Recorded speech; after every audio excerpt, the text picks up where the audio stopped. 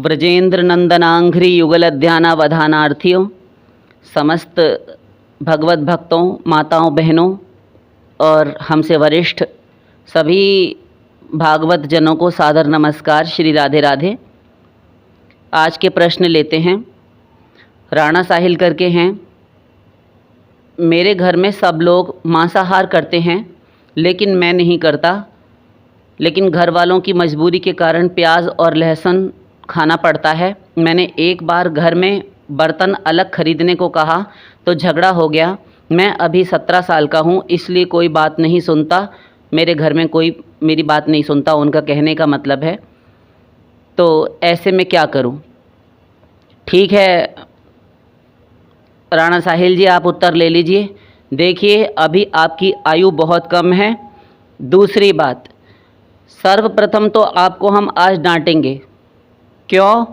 इसलिए क्योंकि आप बहुत मनमानी करने लगे हैं। आपने क्या देख लिया? हमने देख लिया नहीं, हमें बताया गया कि आप नीचे जाकर हमसे प्रश्न तो कर रहे हैं कमेंट्स में, किंतु प्रश्न के साथ साथ कुसंग भी कर रहे हैं। क्या कुसंग, वो हमसे सुन लीजिए। आपकी शिकायतें बहुत हैं। यदि आप हमसे जुड़ेंगे तो हम ये सब बिल्कुल बर्दाश्त नहीं करेंगे, क्योंकि भक्ति के सिद्धांतों के बिल्कुल विरुद्ध है। आपको कोई भी नीचे सत्संगी कुछ भी कहें, फालतू किसी के चक्कर में पड़ने की आवश्यकता नहीं है। कोई भगवत भक्त हैं, माता जी हैं, कोई बहन जी हैं, कोई भाई हैं, वो सत्संगी हैं, ठीक है। यदि श्रेष्ठ हैं तब तो ठीक, किंतु अपनी आयु के किन्हीं भी कोई यार दोस्त मिल गए, फ्रेंड मिल गए, उनसे आप वहाँ पर लल्लो चप्पो करना शुरू हो गए। ये सख्ती से मना कर रहे हैं। हमारे पास ये सब बिल्कुल, अगर इस तरीके की गतिविधि हम देखेंगे तो अगली बार हम उत्तर भी नहीं देंगे आपको। आप लिख रहे हैं कि आपका कांटेक्ट नंबर मिल सकता है क्या, और आप लिख रहे हैं कि मैं पानीपत से हूँ, कहाँ रहते हैं वे पूछ रहे हैं आपसे। तो ये आप ये सब कर रहे हैं। आप एक बात बताइए, अरे बावले, ये तुम पर भगवान की कृपा हो रही है जो दुनिया भर की आपने पहले भी एक सवाल किया था कि मेरे घर में ऐसा होता है, भक्ति नहीं करने दी जाती, छत पर जा जाकर रोता हूँ। हमें अच्छी तरह याद है, अभी एक सप्ताह ही मुश्किल से हुआ है, इसके अंदर ही अंदर की बात है। तो मैं अपना भाई बंद मानता हूँ, ऐसा करके पूछा था। तो तब हमने आपको समझा दिया, चलो कोई बात नहीं। लेकिन अभी आप ये कुसंग पाले बैठे हैं, भक्ति के सख्त विरुद्ध है ये सिद्धांत है। और आचार्य और गुरु लोग ही ये बात कह सकते हैं। शेष तो सब जो हैं वो तो कहेंगे कोई बात नहीं बेटा, किए जाओ। लेकिन इस तरीके से आप कभी भी भक्ति में आगे नहीं बढ़ सकते, उन्नति नहीं कर पाएंगे। ये सब जिस किसी से भी बात करना बंद कीजिए, अपने भक्ति के मार्ग में अटल रहिए और एकांत निवास कीजिए। जितना अधिक आप मेल जोल, व्यवहार आदि बढ़ाएंगे तो ये पसरट्टा आपको कहीं का नहीं रहने देगा। अरे पागल, ये कृपा हो रही है तुम्हारे ऊपर, समझते क्यों नहीं हो तुम? तुम्हारी आयु 17 वर्ष की है। पूरा जीवन यहाँ का 40 वर्ष संघर्ष में और तपस्याओं में जिया है, इसलिए तुम्हें बता रहे हैं। तुम्हारी आयु के थे तो हमें जॉब पर लगा दिया गया था, पढ़ाई छुड़ाकर। अपने दम पर सब्जी तक बेची है हमने, सीमेंट के कट्टे तक उठाए हैं हमने, बहुत बहुत मेहनतें की हैं, दुकान लगाई हैं, क्या क्या काम नहीं किए, तब अपनी पढ़ाई पूरी की। उसके बाद में आ गए यहाँ पर। भगवत भक्ति मार्ग तो बचपन से ही हमारा था, क्योंकि हम 5.5-6 साल के थे तो हमारी माता हमको मंदिर इत्यादि लेकर जाती थी। हमारे संस्कार भी ऐसे ही थे, किंतु छोड़ छाड़ दिया हमने। 2002 से घर का ही परित्याग कर दिया। तो 17 साल के जब हम थे तब तो हमें घर से निकाल कर बाहर कर दिया गया। हमने छोड़ा खुद घर, लेकिन हमें जॉब पर लगने के लिए कह दिया, तो वो भी करते रहे। फिर हम टीचर हो गए तो बच्चों को कम से कम 9-10 साल हमने पढ़ाया। और फिर बच्चों ने भी कहा कि भैया जी, हम ये जो सत्संग प्रवचन भी आप 2 घंटे पढ़ाई, 2 घंटे एक्स्ट्रा हमको समझाते हैं, हमारे घर वाले भी खुश होते हैं। उनके परिवार वालों ने भी बच्चे अपने सौंप दिए कि संस्कार तो आप ही ने दिए हैं, हमने तो केवल जन्म देकर इनको छोड़ दिया। तो इसलिए धीरे धीरे सबका इंटरेस्ट बढ़ा, सबका मन लगने लगा हमारी बातों में, सत्संग इत्यादि में। सत्संगी बढ़ने लगे तो बच्चों ने कहा कि भैया जी हम ये सब शुरू करते हैं। तो फिर हमने कहा कि ऐसे नहीं, और भी बहुत सारी बातें हैं। हमारे चिर परिचित एक मित्र थे राम लखन करके, उन्होंने भी हमसे 2002 में ही कहा था कि हम शुरू करेंगे, प्रवचन शुरू करते हैं। उनके पास पैसा था, बहुत खेती बाड़ी थी उनकी, कई उनके एकड़ में खेत थे। तो उन्होंने कहा कि बिहार चलते हैं, सहरसा जिला इत्यादि। भगवान श्री राम के गुरु वशिष्ठ मुनि की तपस्थली है, वहाँ तारा महाविद्या जो द्वितीय स्थान पर परिगणित हैं, उनकी उपासना महिषी ग्राम में उन्होंने की है वशिष्ठ जी ने। तो वहीं बिहार के सहरसा ज़िले से के रहने वाले थे। तो उन्होंने कहा कि हम लाखों रुपया खर्च करेंगे और आपके प्रवचन तो बहुत ही आग लगाऊ, बहुत क्रांतिकारी हैं, एक एक बात बिल्कुल सटीक बैठती है निशाने पर जाकर। ऐसा जिन ने भी सुना वो यही बात कहते रहे। हमारे बचपन से ही, जब हमें हमारे गुरु नहीं मिले थे इस जन्म के, तब भी हमारे शब्दों में ऐसी ही आँच थी और कई लोगों ने इस बात को स्वीकार किया। किंतु तो हमारे मित्र ने कहा कि हम पैसा खर्च करते हैं और पंडाल और सारी व्यवस्था करेंगे, आप प्रवचन कीजिए। तो हमने मना कर दिया कि जब तक हम कुछ पा नहीं लेंगे, खुद अनुभव नहीं प्राप्त कर लेंगे उस भगवत तत्व का, तब तक हम किसी दूसरे को उपदेश करने नहीं बैठेंगे। ठान रखी थी और हमने स्वयं को पूरी तरह से झोंक दिया भजन में, उपासना में। और हरिगुरु साक्षी हैं, जो भी आज हम हैं और जो रस हमें मिला और जिस रस में निमज्जित होकर, जिस आनंद समुद्र में हम डूबकर आज डूब रहे हैं, उतरा रहे हैं आनंदातिरेक के कारण, और कुछ प्राप्त करके आपको बोलने बैठे हैं। वरना 2002 से ही प्रवचनों के लिए तैयारी चल रही थी, लेकिन लाखों रुपया खर्च करने वाले होते हुए भी हमने मना कर दिया कि नहीं, पहले हमें अनुभव बटोरना है। और 1 वर्ष तक तो ऐसा झोंक दिया अपने आप को कि उसके बाद में 2003 से श्री गणेशाय नमः हुआ।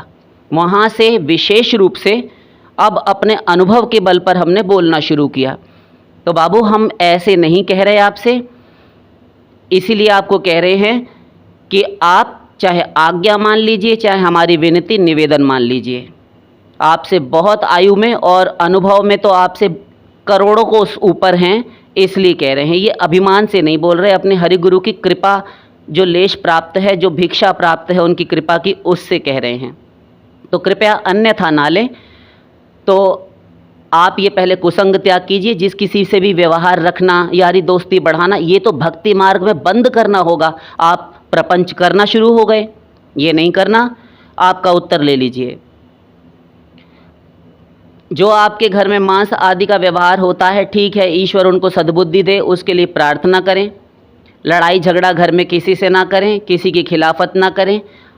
हमारी आत्मशक्ति इतनी थी कि हम सारे समाज से, संसार से लड़ गए, अब भी हैं, और अपना भक्ति मार्ग नहीं छोड़ा। हमें तो तेजाब में डाल डाल के हमारे पिता ने मारा है। बड़े बड़े लॉन्ग बूट्स शूज़ हुआ करते थे, तेजाब की पूरी कंपनी थी। पापा, जिसको पापा कहते हैं, यानी सांसारिक लौकिक पिता होते हैं, वे चलाते थे। कई लेबर उनके अंडर में काम करती थी। बहुत मारे खाई हैं, बहुत पिटे हैं, लात घूंसे, और न जाने जो चीज़ हाथ में पड़ती थी, कहने का अर्थ ये है हमारा कि जो चीज़ हाथ में पड़ती थी वही मार देते थे, और हर प्रकार से मारा है। सारी की सारी कंपनी मिलकर इकट्ठी होकर आ जाती थी कि ऐसे मत मारो, ये है वो है, बहुत। तो लेकिन भक्ति का मार्ग नहीं छोड़ा। बहुत पूछते हैं भक्त कि अपने विषय में अपनी जीवनी बताइए, कुछ बताइए, लेकिन नहीं बताना, क्योंकि हम यहाँ बैठे हैं समाधान करने। अपने घर परिवार की कोई भी बात जैसे और लोग लेकर बैठ जाते हैं। हम आपका अमूल्य समय किन्हीं भी भगवत भक्त का नष्ट नहीं करना चाहते। यदि हमारी सुनेंगे तो आपके पैरों के नीचे से ज़मीन निकल जाएगी। ये तो आपने केवल कहावत सुनी होगी और वास्तव में ही निकल जाएगी। आप यही कहेंगे कि कुछ दिन तक सत्संग और हमारे शंका समाधान बंद कर दीजिए और अपनी जीवनी ही बताते रहिए। आपके आंसू नहीं रुकेंगे जो सह कर बैठे हैं इतने वर्षों में।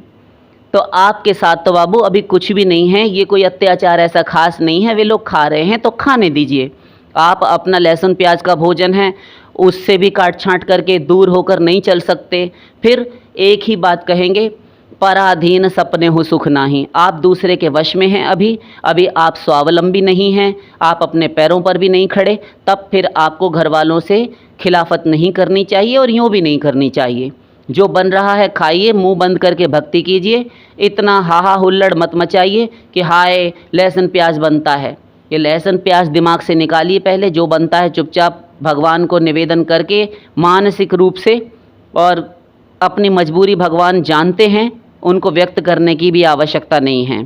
ठीक, तो आप अपनी विचारधारा सर्वप्रथम बदलिए, बर्तन बाद में बदलिएगा। भक्ति के लिए देश काल स्थान नियम कुछ भी भेद नहीं है। प्रहलाद जी, मीरा जी, अन्य भक्तों से बढ़कर आपको कष्ट नहीं मिल रहे।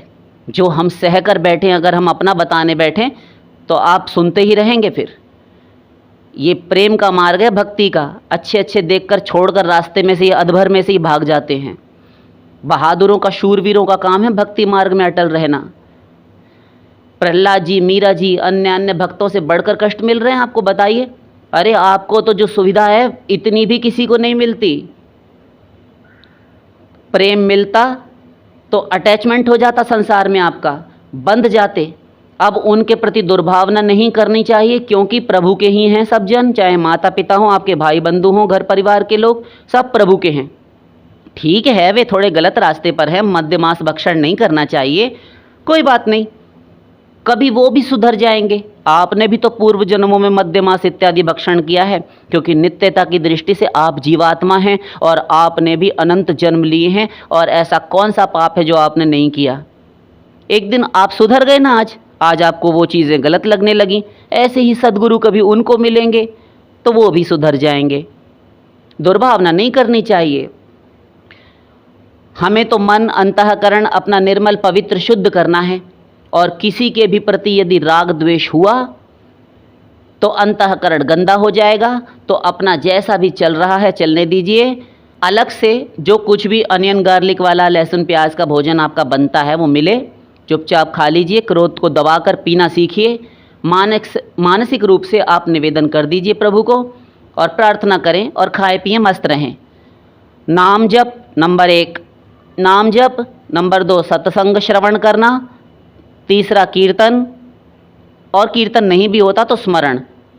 तो नाम जप, सत्संग श्रवण और स्मरण, ये 3 तो करते ही रहिए।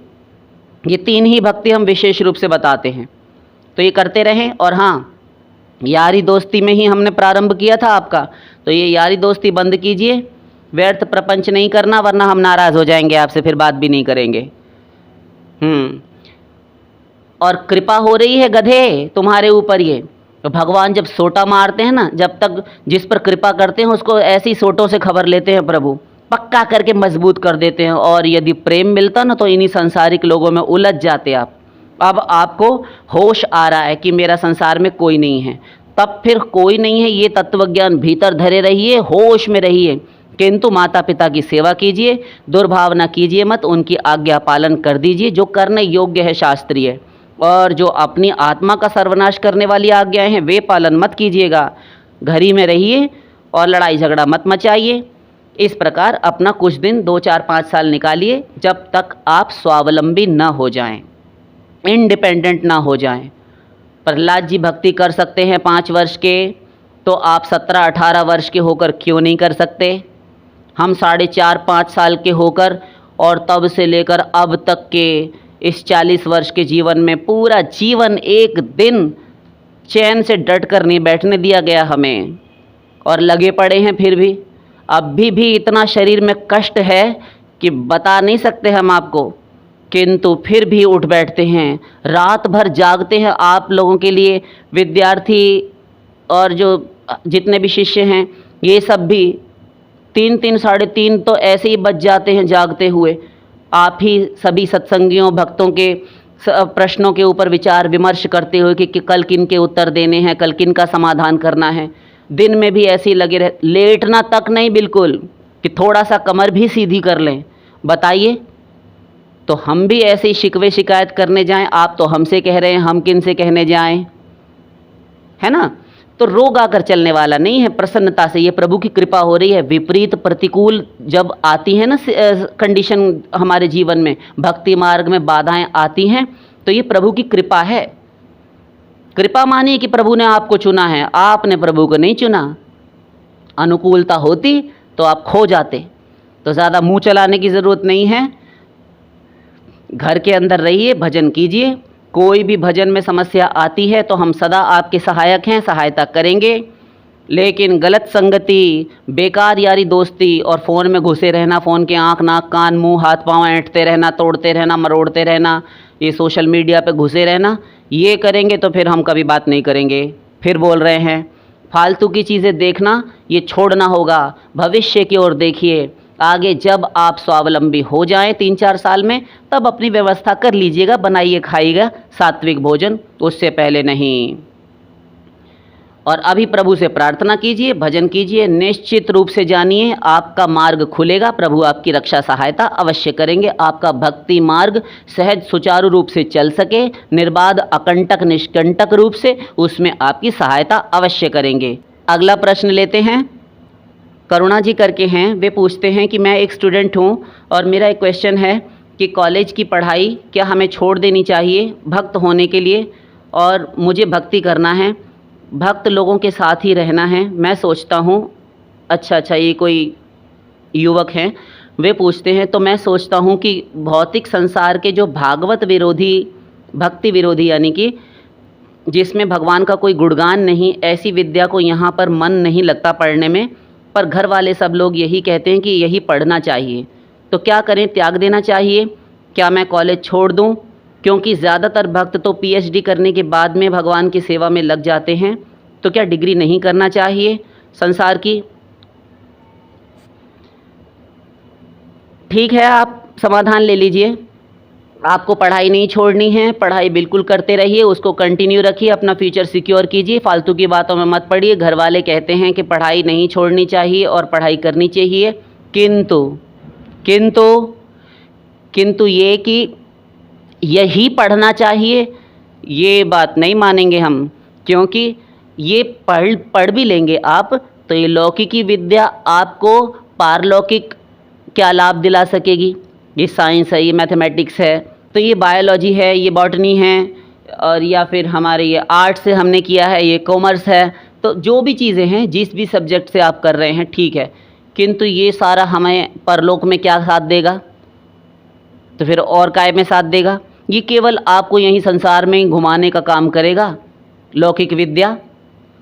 ये इससे आप ये है कि एक सामाजिक जीवन अच्छा जी सकते हैं कि पढ़ लिख गए तो ठीक है, कहीं अच्छी जॉब मिल जाएगी आपको, बहुत अच्छा आपके पास कुछ है इन्वेस्ट करने के लिए, तब आप बिज़नेस में लगा लेंगे, पैसा लगा कर अपना इन्वेस्ट करके अच्छा कोई बिज़नेस खड़ा कर सकते हैं।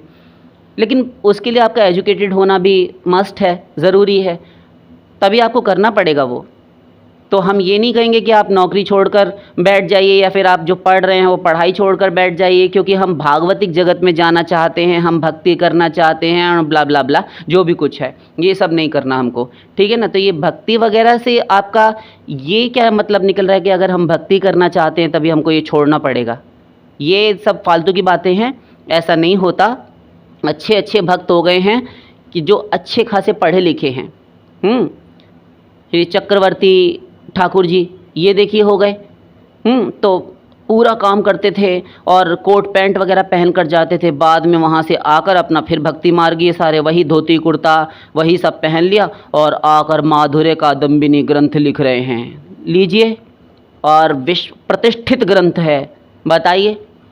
तो ऐसा नहीं है, भक्ति करने के लिए किसी न लिंगम धर्म कारणम, किसी भी चीज़ से भक्ति पर प्रभाव नहीं पड़ता, किसी भी अवस्था में, किसी भी आयु में, किसी भी पदार्थ से, किसी भी स्थान में, किसी भी समय में, किसी भी काल में, और समस्त गोत्र में, समस्त वर्णों में, समस्त आश्रमों में भक्ति। सर्वेधिकारिणो यत्र हरिभक्ता यथा नृपाः, पद्म पुराण। सभी अधिकारी हैं भक्ति के, शरणागति के, प्रभु शरणागति के सब अधिकारी हैं। अन्यान्य में तो शरणागति इत्यादि में तो कोई भेद नहीं, किंतु बाकी सारे मार्गों में अधिकारी भेद है। ज्ञान मार्ग का अधिकारी अलग होना चाहिए, कर्म मार्ग का अधिकारी कोई अलग है, भक्ति मार्ग का, किंतु भगवत शरणागति में सब अधिकारी हैं। और सार्वत्रकिता है। तो भक्ति मार्ग मत छोड़िए, किंतु लौकिक विद्या जो है वह आप यदि पढ़ते हैं, अच्छे आप एजुकेटेड हो जाते हैं, तभी आपको एक अच्छी जॉब मिल सकती है। तो आपको सांसारिक टेंशनें कम से कम निजात मिल जाएगी, और अपना अब जैसे कि आपकी भावनाओं से पता चल रहा है कि आप ईश्वर मार्ग में चलने वाले हैं। तो आपको इतना डिटैचमेंट है संसार से, ये आपकी बातों से ही पता चलता है। तो जब आप पढ़ लिख कर अपने पैरों पर खड़े होना जिसे कहते हैं, तो जब आप सेटल हो जाएं, तब उस काम को जो भी आप जॉब करें, एक एक शब्द को ध्यान से सुनिए, अन्य भगवत भक्त भी सोच रहे हों, इसी विषय में कुछ, तो वे भी इसी में उत्तर ले लें। ये छोड़ छाड़ के बैठना, अपने कर्तव्यों से पलायनवादी दृष्टिकोण, ये भगोड़ापंथी अच्छी नहीं होती। जो जो काम मिला है वो करना चाहिए। भक्ति में से थोड़ी बाधा पहुंचती है। बाधा किससे पहुंचती है? बाधा हमारे मन बुद्धि करवाते हैं। ये जो बुद्धि देवी है ना, ये बुद्धि देवी यही करवाती हैं, और ये मन, ये दोनों लड़ते रहते हैं हर समय। भीतर इनका अंतर्द्वंद्व चलता रहता है। और यहीं पर आके पतन हो जाता है जीव का, कि भक्ति मार्ग में हूँ, कैसे संसार छोड़ूं, क्या करूं। अरे संसार छोड़ूं कहाँ छोड़ कर जाएंगे? सारा तो संसार है। घर छोड़कर चले जाएंगे, जहाँ जाएंगे वहाँ पर भी संसार है। हम जंगल चले जाएंगे, धाम चले जाएंगे, तो वहाँ पर भी संसार है। तो ये सब फालतू की बकवास है, ये नहीं करना चाहिए। और जो कहता है उसको पागल खाने भेज देना चाहिए कि छोड़ दो छोड़ दो। उस कहने वाले से पूछ के देखिए आप कि क्यों जी आप कहते हैं छोड़ दीजिए घर संसार छोड़ दीजिए, तो तुम कहाँ रह रहे हो पहले ये बताओ। तुम कहाँ किसी अलग लोक में रह रहे हो? अरे ब्रह्मलोक पर्यंत तो संसार ही है। गधा है वो जो ऐसा बोलता है कि संसार छोड़ दो। तो पढ़ाई लिखाई कंटिन्यू रखिए, और जब आप सेटल हो जाएं तो अपना लक्ष्य भगवत प्राप्ति ही रखिए। सांसारिक कार्यों को अपना लक्ष्य मत बनाइए कि मैंने नौकरी इसलिए की है कि मैं खूब विषय भोगूंगा, कल को अच्छी मेरी सैलरी होगी, मेरी इनकम अच्छी होगी, तब मैं इनसे भोग सामग्रियां इकट्ठी करूंगा, सुख के साधन इकट्ठे करूंगा। इसमें तो आपका सारा जीवन नष्ट हो जाएगा। फिर लक्ष्य बनाइए भगवान को। अपना ये जो भी कार्य कर रहे हैं, आप अपने विषय में पूछ रहे हैं, अन्य समस्त भगवत भक्त जो जो अपने अपने कार्यों में संलग्न हैं, उनको निष्काम भाव से कीजिए, प्रभु की सेवा समझकर कीजिए। अपने माता पिता की, अपने स्वजन संबंधियों की, सबकी सेवा उनमें प्रभु भाव करके, भगवत बुद्धि करके कीजिए। लक्ष्य रखिए भगवान को। बस संसार का काम भी चलता रहे, अपना जीवन भी बाधित ना हो, और अंततो गत्वा हमारा परम चरमराद्धांत लक्ष्य भी हल हो जाए। तो आशा करते हैं कि आपको उत्तर मिल गया होगा। पढ़ाई नहीं छोड़नी चाहिए। भागवत पढ़ते हैं तो आप भागवत 24 घंटे थोड़ी पढ़ते होंगे। पढ़ते रहिए, अपना काम करते रहिए, भक्ति करते रहिए। भक्ति का मतलब क्या है? जहाँ कहीं भी की जा सकती है। ठीक। अगला प्रश्न लेते हैं, अनमोल एस्पिरेंट। तो अनमोल जी आप अपना उत्तर ले लीजिए। आपका प्रश्न है, आने वाली गुप्त नवरात्रि में मुझे राधा रानी के 9 दिन तक पूजा और व्रत करने हैं। क्या मैं गुप्त नवरात्रि राधा रानी के नाम से रख सकता हूँ? क्योंकि राधा रानी स्वयं 10 महाविद्या भी राधा रानी के अंश से प्रकट हुई हैं, तो प्लीज़ बता दीजिए। ठीक है, जब इतने बड़े आप जानकार हैं शास्त्र के कि राधा रानी से ही 10 महाविद्याएं प्रकट हुई हैं, तब फिर उत्तर आपको हमसे मांगने की आवश्यकता क्या थी? किंतु ठीक है, विनोद की दृष्टि से कह रहे हैं। 10 महाविद्याएं नहीं, बड़ी बड़ी महाशक्तियां उनसे प्रकट होती हैं। 10 महाविद्याएं तो भगवती पार्वती का स्वरूप हैं, जो शंकरीय ईश्वरीय शक्ति हैं। भगवती पराम्बा जगदम्बा, उनका प्राभव देह, उनका स्वरूप प्रकाश है, उनकी काय व्यूह स्वरूपा है भगवती। 10 महाविद्याएं काली, तारा, नील सरस्वती, छिन्न मस्तिका, बगला मुखी, मातंगी, धूमावती, त्रिपुर भैरवी, त्रिपुर सुंदरी, कमला आदि, षोडशी, भुवनेश्वरी, ये 10 महाविद्याएं हैं। हाँ तो ठीक है, मूल स्रोत तो राधा रानी ही हैं समस्त विद्याओं की। राधिकां विदधात्रीं ताम नमामः, अथर्ववेदीय राधिका तापनीयोपनिषद। उत्तर ले लीजिए। देखिए, हम आपके मन को अच्छी लगने वाली बात नहीं बोलते कभी भी, और नहीं बोलेंगे। हमारा व्रत ही, हमारा मिशन ही यही है कि जो मनमुखी राग आलापे व्यर्थ मूर्खतापूर्ण प्रलाप करते फिरते हैं आजकल, जो देखो सो ही संत गुरु का बाना धारण किए बैठे हैं, और जनता को, हमारे समाज को भ्रष्ट किए हुए हैं और विनाश के गर्त की ओर ले जा रहे हैं। और हम भी स्वतंत्रता से, स्वेच्छा से चले जा रहे हैं कि हाँ हमें गुरु जी मिल गए। चाहे हमें शास्त्र वेद का ज्ञान हो ना हो, बस किसी ने कह दिया हम मान लेंगे। लेकिन जो सही सही शास्त्र का ज्ञान देंगे, उनकी बात सुनने में, उनका लेक्चर सुनने में हमको परेशानी होती है। अरे ये तो क्या हर समय शास्त्र लेकर बैठ जाते हैं, हर चीज़ में शास्त्र घुसेड़ देते हैं। तो और क्या घुसेड़ें फिर? अपनी खोपड़ी घुसेड़िए। अरे तुम्हारे श्री कृष्ण यही बात कहते हैं यश शास्त्र विधि मुत्सृज्य वर्तते कामकारता न स सिद्धिमवाप्नोति न सुखम न पराम गतिम। जो भी प्राणी शास्त्र की विधि मर्यादाओं का अतिक्रमण उल्लंघन करके वर्तते कामकारता स्वेच्छानुसार मनमाना आचरण करता है बेढंगा, उसको ना तो सुख मिलता है और ना तो उसको सिद्धि मिलती है उस कर्म को करने से जो फल है, और ना तो परलोक की गति मिलती है। क्या मिलेगा परलोक? काम ही सही नहीं किया तुमने, शास्त्र विरुद्ध किया है मनमाना ढंग से। जैसे एक नवरात्रि किया जाता है तो नवरात्रि शुरू हो गए, आपस में लोग बात करते हैं गधे लोग, तो वो क्या कहते हैं, पूरे नवरात्रि रखे हैं, फास्ट रखे हैं, फास्ट। हाँ हाँ, आपका भी व्रत है? हाँ मेरा भी व्रत है। मैंने तो पहला और आखिरी रखा है। हाँ पहला आखिरी तो मम्मी ने रखा है, मैं नहीं रख रही, मैं तो रख ही नहीं रही। छोटी बहन ने रखा है, मम्मी पूरे रखने की कह रही हैं, मैं तो पहला आखिरी रखती हूँ। क्यों जी? आप एक बात बताइए, हमारे पूरे समाज में इतना बेवकूफ़ बना हुआ है हमारा हिंदू समाज, ये सारे के सारे नवरात्रि को पहला और आखिरी रखते हैं। कौन से शास्त्र में मिलता है? और उस गधे को यदि हमें मिल जाए तो हम उससे पूछें कि महाशय जी आप ये बताइए कि आपने इसका चलन चलाया तो ये नवरात्रि में पहला और आखिरी नवरात्र क्यों आपने बनाया? हमको ये प्रमाण ला कर दीजिए कि अमुक शास्त्र में ऐसा कहा है, तब हम मानेंगे। तो जो ऐसा करते हैं वे भी सावधान हो जाएं, पहला और अंतिम व्रत नहीं होता नवरात्रि का। या तो करना है तो पूरे 9 करिए, और या फिर अंतिम सप्तमी अष्टमी नवमी ये 3 तिथियों में व्रत करने से नवरात्रि का संपूर्ण फल मिलता है। ये शास्त्रीय है, श्रीमद् देवी भागवत महापुराण नवम स्कंद में कथा है, पढ़ लीजिएगा। अच्छा पढ़ लेंगे।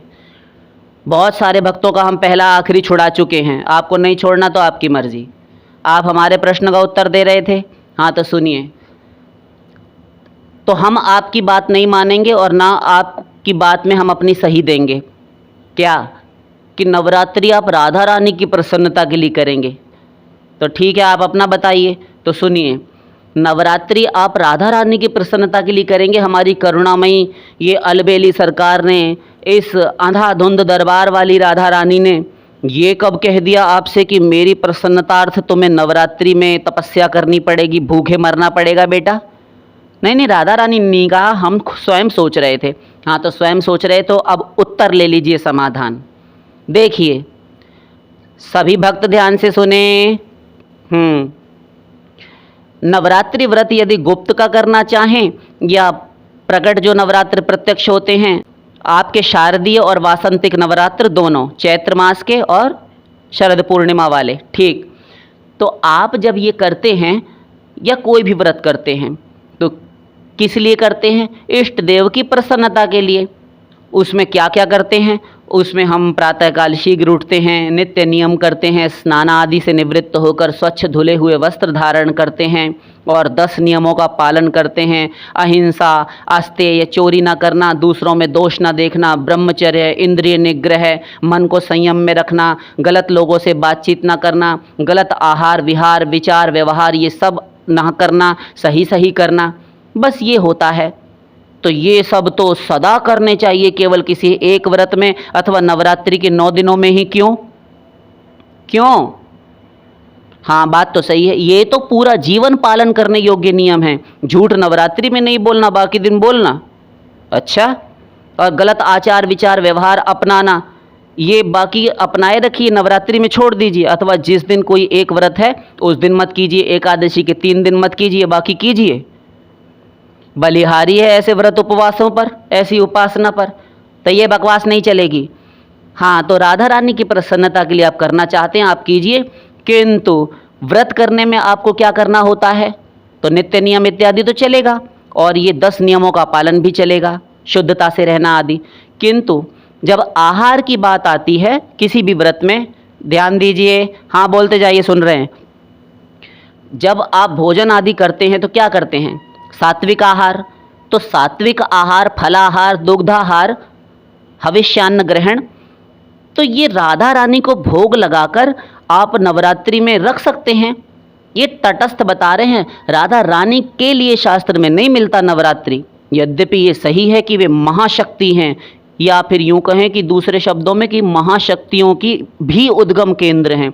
जैसे गौमुखी से गंगा जी प्रकट होती हैं, गंगोत्री से, हाँ, तो वैसे ही राधा रानी से प्रकट होती हैं समस्त शक्तियाँ, सांशा, कमला, शैलपुत्री इत्यादि। तो फिर भी आनुषंगिक उसे भजन का एक साधन मानकर अवश्य कर सकते हैं। आपकी बात हम बड़ी कर रहे हैं, किंतु नवरात्रि राधा रानी के लिए उनको लक्ष्य करके नहीं। आप सात्विक आहार कीजिए। और अभी हमने एक पे निर्झर पे, भक्ति प्रेम निर्झर पे बच्चों ने शायद डाला है, आप देख सकते हैं चैनल पर जाकर। वहाँ पर हमने एक नाम जप की साधना उपासना दी है, उसको आप इन नवरात्रियों में उठा लीजिएगा, ठीक है। और 9 दिन हविष्याशी रहकर और फलाहार, दुग्धाहार, ये सात्विक आहार ग्रहण करते हुए, तो ये तो नवरात्रि में भी आप ग्रहण करते ही हैं, हाँ। और राधा रानी की उपासना कीजिए और नियम संयम से रखिए, भूमि शयन का व्रत ले लीजिए। देखिए कितनी अच्छी प्रकार से उपासना होती है। और नियम में रहेंगे तो आपको शक्ति सिद्धि और कुछ ना कुछ अनुभव भी अवश्य ही होगा, क्योंकि साधना करेंगे तो अनुभव अवश्य होगा वेद शास्त्र के अनुसार। तो 9 दिन आप इस प्रकार बिताइए, अवश्य लाभ होगा। इस प्रकार से आप कर सकते हैं। अगला प्रश्न लेते हैं। मिथुन खटीक जी हैं, वे कहते हैं कि मेरा एक प्रश्न है कि श्री कृष्ण से प्रेम करता हूँ, लेकिन मैं राधा नाम जपता हूँ, तो राधा नाम से प्रभु श्री कृष्ण प्रसन्न होकर मुझे गोलोक धाम दे देंगे, यानी मिलेगा? हे भगवान! मिथुन जी, आप एक बात बताइए कि अभी हमने कुछ दिन पूर्व किन्हीं का सवाल लिया था और उनके प्रश्न का उत्तर दिया। वे पूछ रहे थे कि राधा नाम जप से गोलोक मिलेगा, आप पूछ रहे हैं कृष्ण नाम जप से गोलोक मिलेगा। एक ही तो तत्व है, इस बात को हम कितना बार बार बताएं, कितना इस पर वर्णन करें, बार बार एक ही बात। अरे राधा कृष्ण एक तत्व है, उपासना कीजिए, गोलोक के चक्कर में मत पड़िए। वह तो बिना मांगे मिलता है, बिना मांगे मिलता है। आप एक बात बताइए, संसार में भी जब किसी से आप यारी दोस्ती कर लेते हैं, तब ये सोचकर नहीं करते कि इससे पहले मैं दोस्ती करूं, और लेकिन इसलिए कि इसके घर जाने को मिलेगा। ये तो उल्टा हो जाएगा ना। हाँ हाँ, तो पहले दोस्ती हो जाती है, मित्रता आप स्थापित कर लेते हैं, तत्पश्चात एक दूसरे के घर पे आना स्वयं शुरू हो जाता है। हाँ, ये बात तो है। तो वे प्रभु तो जिन जिन को उन्होंने ढूंढ ढूंढ कर उद्धार किया, पातकियों का, पापियों का, पतितों का, दुष्टों, असुरों का, उन सबको मार कर भगवान ने उनका उद्धार कर दिया, तार दिया और गोलोक दे दिया। इतनी शक्ति भगवान में, सर्वसमर्थ सर्वशक्तिमान भगवान में नहीं है कि वे किसी को मार सकें। एक एक शब्द को ध्यान देकर सुनिए, भगवान में इतनी शक्ति नहीं है। होंगे वो अनंत शक्तियों के पति, किंतु वे भगवान असमर्थ हैं कि किसी को मार दें, क्योंकि जीव मात्र अमर है, उन्हीं का अंश है। अब वे स्वयं के अंश अपने जीवात्मा को कैसे समाप्त कर सकते हैं? ब्रह्म, जीव, माया, ये 3 तत्व हैं। तीनों में से तीनों ने किसी को बनाया नहीं, और तीनों में से कोई भी किसी को मार नहीं सकता। ये लिख कर रख लीजिए, भगवत प्राप्ति तक काम देगा। ठीक, तो भगवान मार नहीं सकते किसी को। अजी क्यों झूठ बोल रहे हैं आप? रावण, दंतवक्त्र, शिशुपाल, विदुरथ और हिरण्यकश्यप, हिरण्याक्ष आदि तमाम को मारा है। अरे तो वो मारा है तो उनके शरीरों का पतन हुआ कि वो दुष्टता, बदतमीजी कर रहे थे। उनको कहाँ मार दिया? उनको अर्थात आत्मा को। और दूसरी बात सुन लीजिए कि जब रावण, हिरण्यकशिपु, शिशुपाल आदि इन सबको मारा, कुंभकर्ण को, तो ये प्रकट हुए और भगवान से कहते हैं कि आप क्या सोचते हैं श्री राम, आपने हमको मार दिया? आपकी गलतफहमी है। आप तो अभी 11,000 वर्ष तक पृथ्वी पर राज्य करेंगे, यही मृत्यु लोक में रहेंगे, संसार को शिक्षा देने के लिए, मर्यादा का पाठ पढ़ाने के लिए।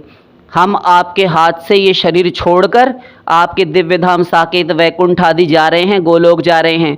जल्दी आइएगा, लीला पूरी करके आपका वेलकम करेंगे। हैं? तो बताइए भगवान ने किसको मारा? अरे हमारे शास्त्र कहते हैं, क्रोधोपि देवस्य वरेण तुल्य। इन श्री राम, इन श्री कृष्ण का, इन नारायण का तो क्रोध भी वरदान के समान है। ये बहुत से बहुत खिसिया कर किसी को मारेंगे तो क्या करेंगे? चक्र सुदर्शन उठाएंगे और शीश कलम कर देंगे, तो क्या होगा? क्या होगा? उद्धार होगा। जिस जिसको मारा वो तर गए। एक भी उदाहरण नहीं मिलता कि वह मृत्युलोक में आया हो।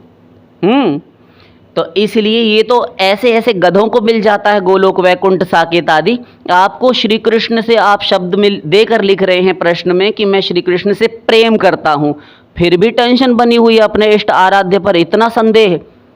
आपके इष्ट पर आपको निष्ठा, विश्वास, श्रद्धा होनी चाहिए, गुरु पर, हरि पर। गोलोक सहज मिल जाएगा। प्रेम करना सीखिए। गोलोक इत्यादि ये गर्ज की बेड़ियों को तोड़कर कभी बाहर आइए। निस्वार्थ, निष्कलंक और निष्काम प्रेम कीजिए, भक्ति कीजिए, सब मिल जाएगा। वो भी मिल जाएगा जो आप सोच नहीं सकते।